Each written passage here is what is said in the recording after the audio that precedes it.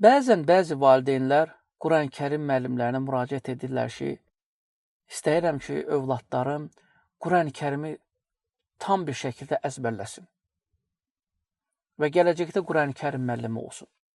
Sözsüz ki, bu niyyət çox gözəldir və hər bir valideyn bu niyyətdə olmalıdır ki, övladı Quran-Kərim əzbərləsin və bu yola yönəlsin. Çünki həm onun bu dünyası üçün xeyirlidir, həm də axirət dünyası üçün həm özünə, həm də valideynlərinə böyük bir faydası vardır. Lakin bəzən həmin valideynlərin övladlarına baxırsan və görürsən ki, bu uşaqlar Quran-Kərimi əzbərləyən uşaqlar deyil. Yəni, zehni ona imkan vermir, həvəsi yoxdur, başqa bir şeyə fikri yönəlib, həvəsi var. Və başlayırsan ki, izah etməyə ki, sənin övladın buna hazır deyil və bəzən anlamırlar və bəzən anlamaqda çətinlik çəkirlər. Sözsüz ki, sən bütün məsələləri izah etdikdən sonra, o uşağı tutaq ki, başa saldıqdan sonra, onu həvəsləndirici bütün məsələlər nə varsa etdikdən sonra alınmırsa, bu zaman alınmır. Yəni, məcbur Quran-Kərim əzbər edilməməlidir. Məsələn, xüsusən də Türkiyədə bəzi mədrəsələrdə bütün hamı Quran-Kərim mədrəsələrinin uşaqlarını qoyur və baxsan ki, uşaq istəməsə də belə zorla əzbərlətdirirlər. Sonra nə olur nəticə? Nəticə yaxşı olmur. Uşağın xatirələrində yaxşı xatirələr qalmır. Yəni, bu sevgi ilə və məhəbbətlə olmalıdır, tədris və təlim.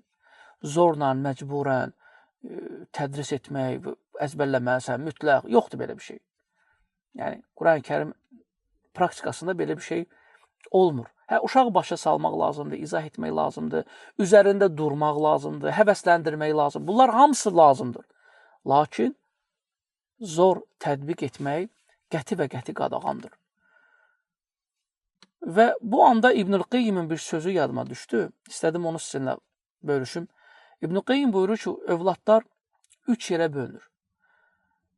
Birinci növ övladlar zehni açıq olanlar, əzbər edə bilən övladlardır. Hansı ki, onlar heç məsələn deməsən belə əzbərləyir. Baxsan ki, həvəsi var. Heç müəllim tələb eləmir, artıq əzbərləyir. Bunu daha da yönətmək, təşviq etmək, həvəsləndirmək lazımdır. Mütləq. İkinci növ övladlar, hansı ki, İbn-i Qeym də o vaxtdan misal çəkir. Məsələn, atçılıq, at sürməyə və s. kimi belə dünyavi işlərə həvəsi var.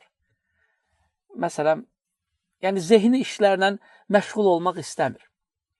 Daha çox nəyisə düzəltmək, nəyisə ortaya çıxartmaq və s. kimi məşğuliyyətlərlə məşğul olmaq istəyir. Üçüncü növ övladlar, İbn-i Qeym misal edir ki, məsələn, onların da zehni işlərə həvəsi olmur. Ticarət kimi işlərə həvəsi var və ya hər hansı bir başqa sahəyə həvəsləri var. İbn-i Qeym buyurur ki, bu uşaqların hər birini istədikləri, həvəsi olduğu yerə yönəltmək lazımdır. Yaxşı, əgər biz bunu etməsək nə olar? Övladları istədikləri yerə yönəltməsək nə olar? Məsələn, biri həkim olmaq istəyir, biz ona məcburən mühəndis olmalısan deyirik. Niyə? Çünki evdə hamı mühəndisdir. Ata-baba hamı mühəndisdir. Və ya əksi, uşaq müəllim olmaq istəmir, ata-ana məcbur edir ki, yox, müəllim olmalısan, müəllimliyə oxumalısan. Və məcburən universitetə girməlisən. Niyə hamı girir, sən də girməlisən. Amma uşaq daha çox, məsələn, hər hansı bir texniki işlərlə məşğul olmaq istəyir. Məsələn, maşın düzəltmək istəyir. Həvəsi bunadır və bunda alınır bu. Və ya IT üzrə və ya hər hansı bir proqramlaşdırma üzrə mütəxəssis olmaq istəyir. Biz bunu yox, sən həkim olmalısan. Niyə? Çünki sənin ata və baban hamısı həkimdir deyə yönəldirik. Və universitetə girməlisən, yüksək bal toplamalısan. Niyə? Çünki hamı sənə baxır. Cəmaat nə deyər? Yenə belə bir düşüncə ilə.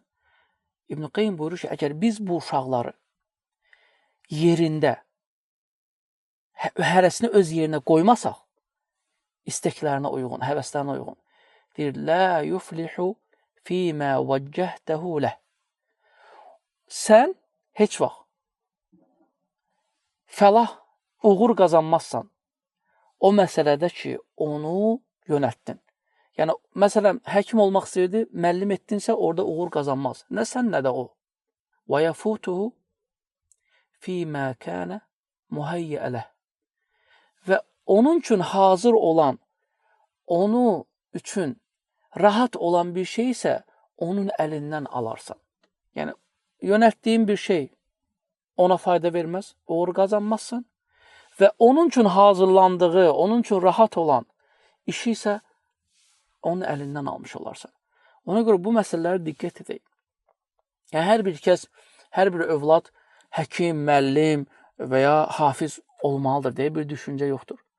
Uşaqla danışmaq lazımdır, baxmaq lazımdır, düşüncələrini almaq lazımdır. Nəyə həvəsi var? Sözsüz ki, düzgün bir şey yönəltmək lazımdır. Amma unutmayaq ki, bu da Allahın qədəridir. Allah əgər o qədərdə bu uşağın həkim, müəllim və ya Quran-ı Kərim müəllimi, hafiz nə olacaqsa yazıbsa, o yazılıb. Amma məcbur etmək. Ola bilər ki, insan bir usta olsun, amma ən gözəl ustalardan biri olsun. İnsanlar onu axtarsın. Amma baxarsan, həkim olsun, insanlar ona yalnız bəddua edər. Niyə? Çünki istəməyə həmin fənni, həmin universitetə oxuyub, qutarıb və insanlara zərər verməkdən başqa və acı dillə danışmaqdan başqa bu nə işləyirəm mən deyə düşüncəsi ilə işə gedib gəlir və insanlara yalnız zərər verir. Unutmayaq ki, Peyğəmbərimiz sallallahu aleyhi ve sellem buyurur ki, insanların ən xeyirlisi insanlara fayda verən insandır. Selamun aleyküm və rəhmətullah.